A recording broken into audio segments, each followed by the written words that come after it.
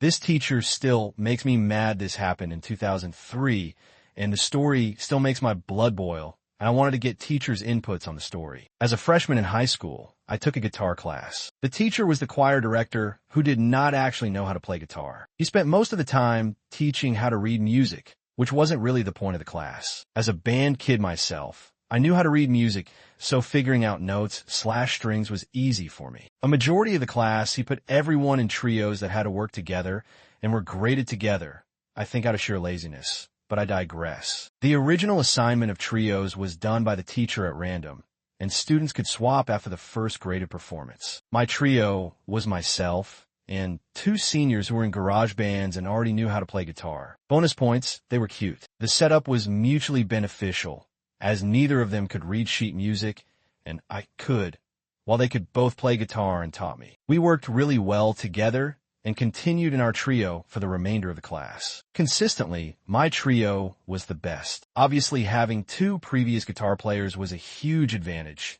but I had to teach them how to translate sheet music to guitars. We put in a lot of work, even meeting after school to practice together and make sure we were good. The teacher was consistently annoyed by the sheer terrible ability of the rest of the class and would use us as examples like our ability was his teaching. It was painful to watch and hear, but this guy was trying to teach people something he didn't know. So, obviously, it didn't go well. The final for this class was an evening recital. We were required to play a piece from a book he was using and also any song of our choice. He organized trios worst to best, us being last. When I say some of these groups were horrible, I mean it. A couple got up and left mid-performance. A majority were told they were playing XYZ song, and you just couldn't tell. No salt at them. They were blind led by blind. My trio put together a 3-part round version of Carol of the Bells and organized our own punk rock version of Eleanor Rigby. We had chosen the most difficult song in his guitar book to play and nailed it. We covered a Beatles song and made it our own in a completely different style